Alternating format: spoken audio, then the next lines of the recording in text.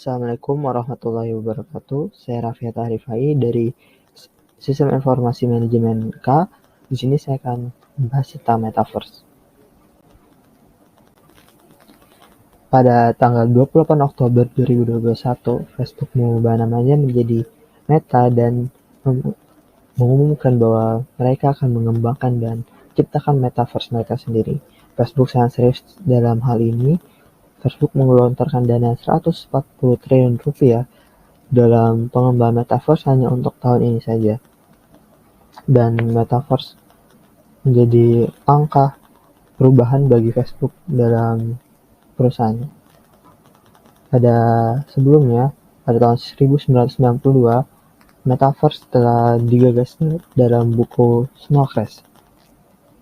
Metaverse diartikan Facebook sebagai seperangkat ruang virtual yang dapat diciptakan dan dijelajahi dengan orang lain yang tidak berada di ruang fisik yang sama dengan kita.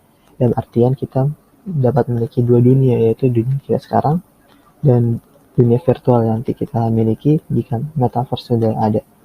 Di sana kita dapat berjelajah, pergi kemanapun, melakukan transaksi, mendengar hiburan, belajar, dan hal sebagainya, lebih interaktif dan mungkin lebih seru atau lebih berbahaya daripada saat ini, karena Metaverse saat itu sudah menggunakan Web 3.0 sehingga lebih interaktif daripada Web 2.0 sekarang ini. Selanjutnya, Metaverse adalah gabungan dari 4 teknologi, yaitu Web 3.0, VR, dan blockchain. Web 3.0 adalah bentuk lanjutan dari internet yang memiliki desentralisasi bertenaga blockchain yang memungkinkan pengguna dalam berkomunikasi tanpa khawatir tentang menyimpan data yang terpusat.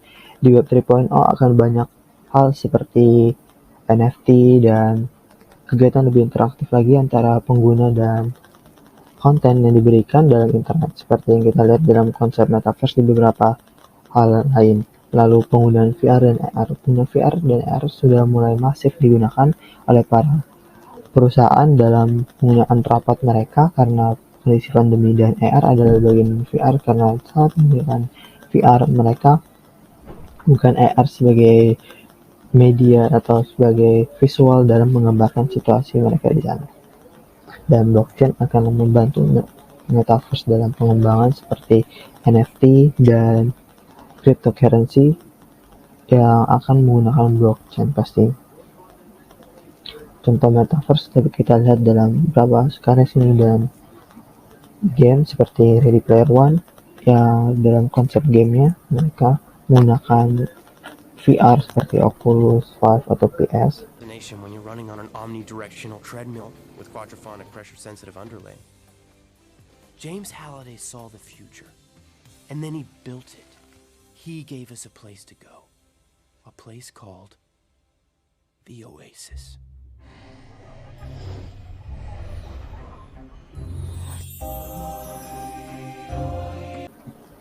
Lalu film Matrix,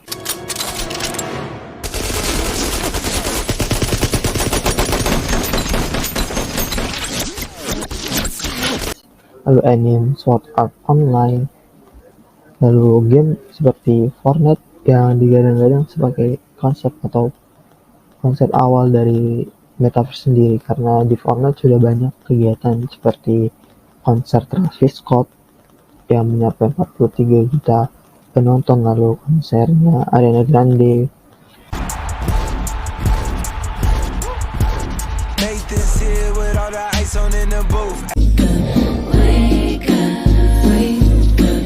Lalu DBS juga dalam peluncuran kartu kreditnya juga menggunakan Fortnite sebagai media promosi. Lalu kita seperti tahu Roblox juga. Sekarang Roblox berkolaborasi seperti dengan brand-brand ternama Nike, Gucci, dan lainnya. Tapi nomor Roblox yang saat ini masih dalam bentuk awal dan bentuk sederhananya karena masih berbentuk kotak-kotak atau pixel. Selanjutnya ke dalam Metaverse saat ini yaitu Sandbox dan Next Earth. Pada Sandbox saat ini tanah termahal di sana, tanah virtual yang terjual sebesar 62 miliar rupiah. Itu hanya tanah virtual, dan narasi yang dibangun saat ini oleh para developer sangat memicu pembelian emosional para pengguna sehingga meningkatkan harga tanah dan NFT yang ada di metaverse saat ini atau metaverse awal. Di Sandbox, orang ingin berdekatan dengan Subdoc rela mengelontorkan dana 450.000 US dollar karena berdekatan dengan Snowflake. Lalu di Next Earth, mereka benar-benar mengcopy dunia nyata ke dalam virtual, dan di sini kita bisa membelinya. Lalu saat kita membeli tanah, kita bisa memamerkan karya seni kita, NFT kita, dalam Next Earth ini seluas tanah yang kita miliki. Selanjutnya, bagaimana sih keuntungan yang dapat diraih para pengusaha dalam metaverse ini? Para pengusaha saat ini, company-company seperti Facebook, Microsoft, Epic Games, lalu Roblox, mereka berlomba-lomba dalam menciptakan infrastruktur metaverse yang pertama, karena penciptaan pertama yang dapat dipatenkan akan dipakai oleh beberapa perusahaan lain sehingga dapat meraup keuntungan. Lalu banyakkan infrastruktur yang dibangun, akan banyak user yang masuk, maka ada duit, maka ada uang di sana, ada user database di sana, maka perusahaan di sana. Seperti kita tahu saat ini, seperti Facebook, Google menggunakan algoritma dengan kegiatan user di platform mereka merekam setiap gerakan, setiap sifat atau behavior yang dilakukan oleh user dalam menentukan algoritma iklan yang diberikan, dalam algoritma konten yang diberikan. Ini sangat membuka peluang bagi para advertiser dari berbagai platform, berbagai perusahaan media dalam menggunakan iklan mereka atau memasarkan produk mereka. Karena dalam metaverse ini mungkin gerakan tangan kita akan menjadi data dan akan menjadi masif datanya itu, tapi dalam blockchain dapat diminimalisasikan.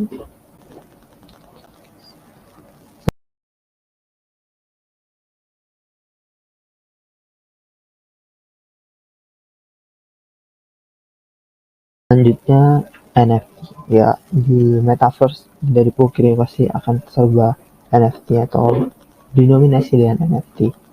Bayangkan dalam 2 miliar pengguna Facebook akan masuk dalam metaverse Facebook misalnya. Mereka akan pasti membutuhkan seperti pakaian, karya seni, hiburan, dan hal lainnya. Nah, dan mungkin aja NFT ini akan berupa seperti, ya sekarang mungkin masih berupa CryptoPunk yang dipamerkan dalam profil kita aja, tapi mungkin bisa baju kita beli dan perusahaan menjualnya dalam bentuk NFT yang bisa dipakai avatar kita. Lalu kita bisa membeli musik, mungkin kita membeli musik lalu kita menjualnya, kita dapat duit, orang yang jualnya dapat duit lagi. Lalu sepatu dan hal lainnya. Lalu bayangkan pengguna 22 miliar pengguna dalam metaverse yang tidak terbatas itu, ada billboard yang digunakan atau dipasang dalam tanah yang produktif. Bayangkan 22 miliar orang melihat iklan, itu adalah hal yang sangat banyak dan berharga bagi sebuah brand dalam mengembangkan dan menekan brandnya. Lalu misalnya arsitek bergabung atau berkolaborasi dengan para programmer dalam mengembangkan perbuatan rumah di dalam metaverse, lalu mobil mungkin, lalu mungkin menjual tanah, developer menjual tanah kepada para pengguna atau para perusahaan, early bird yang masuk ke sana. Selanjutnya, perusahaan juga dapat melakukan kolaborasi dengan beberapa pengembang seperti Nike berkolaborasi dengan Roblox, mereka membuat Nike Land di sana. Mereka bisa main seperti dodgeball dan sebagainya, dan membuka banyak pengguna dalam membeli pakaian atau aksesoris bekerjasama dengan Nike di sana. Seperti kita lihat pakaiannya, lalu sepatu, headband, gelang, celana, dan lain sebagainya. Lalu perusahaan lain dapat memasang iklan juga di Nike Land sehingga membuka bisnis bagi Nike Land. Lalu Rocket League dengan BMW, mereka mengumumkan kerjasamanya dengan meluncurkan mobil dengan konsep atau mobil BMW dalam game itu. Lalu Fortnite beberapa ke belakang juga sering berkolaborasi seperti dengan content creator, lalu film, lalu musisi dan lain sebagainya, sehingga membuka kesempatan untuk para penggemar film mereka atau penggemar musik dan bergabung ke Fortnite membeli skin tersebut. Lalu tidak dapat dipungkiri bahwa always have the side of coin, dampak negatif dari metaverse pasti ada, seperti dilansir dari Earth.org and seputar NFT environment impact. Mereka memperkirakan konsumsi energi tahunan Ethereum berada di sekitar 26 terawatt-hour, setara dengan konsumsi energi tahunan yang dibutuhkan oleh Ekuador yang negara berjumlah 17 juta orang. Bayangkan kalau dalam metaverse pasti menggunakan NFT, blockchain dan sebagainya akan lebih masif penggunaannya, sehingga energi yang dibutuhkan akan lebih banyak dan konsumsi energi akan semakin banyak, akan berdampak pada lingkungan dan dampak lainnya seperti distopia, sehingga orang akan bingung akan berspekulasi bahwa mana sih dunia yang asli, dan kebanyakan orang akan lebih nyaman dengan dunia virtualnya karena mereka lebih memegang kendali pada hal tersebut. Lalu beberapa pakar seperti Elon Musk juga berpendapat bahwa metaverse tidak akan berjalan dengan baik. Katanya, siapa sih yang mau pakai VR selama 24 jam atau dengan lama-lama? Dan dia bilang bakal nggak betah. Namun perkembangan waktu dalam penggunaan, mungkin tubuh manusia akan beradaptasi. Lalu beberapa berita sebelumnya telah muncul seperti ada wanita yang merasa terlecehkan dari metaverse ini. Dan masalah energi tadi mungkin ada beberapa solusinya dengan membuat NFT yang ramah lingkungan dan sebagainya. Sekian dari saya, Raffi Tarifai. Wassalamualaikum warahmatullahi wabarakatuh.